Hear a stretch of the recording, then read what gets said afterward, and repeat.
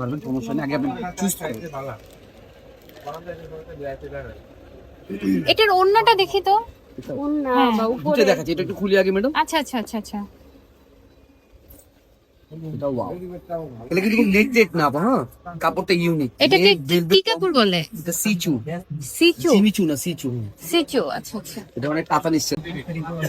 এটাও তো আমার মনে হয় সফট অর্গানজা যেটা বলে, বা হচ্ছে অর্গানজাটা একটু সুতির মতো এটা সফটের মধ্যে, অর্গানজার মধ্যে তো ধরন আছে। ধরন আছে। হুম।